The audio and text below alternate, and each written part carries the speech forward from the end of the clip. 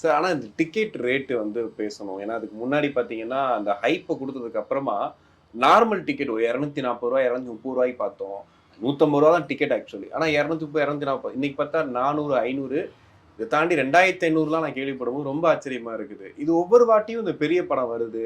நம்மளும் இத பத்தி பேசுறோம். ஆனா அத பத்தி கடந்து போயிட்டே இருக்காங்க. யாரும் ஒரு பெரிய ஹீரோக்கள் வந்து குரல் குடுக்குறது கிடையாது. புரொடியூசர் சொல்றது யாருமே சொல்றது கிடையாது.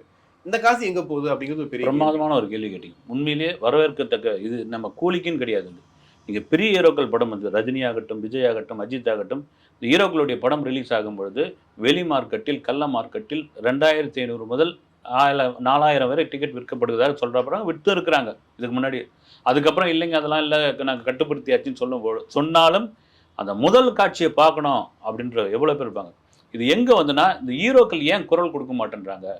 நீங்க வந்து என்ன சொல்றீங்க வந்து, நான் ரசிகர வச்சு எந்த சுயலாபமும் தேட மாட்டேன்னு அறிக்கை குடுக்குறீங்க. பொதுவா சொல்றேன். அப்புறம் ரசிகர்கள் வந்து நாங்க எந்த இதுவும் இது பண்ண மாட்டோன்றீங்க. எல்லாம் ரைட்டு. இந்த ரூ. 2500 ரூ. 3000 வச்சு ஒரு ரூ. 2000 வச்சுக்கங்க ஒரு டிக்கெட்டு.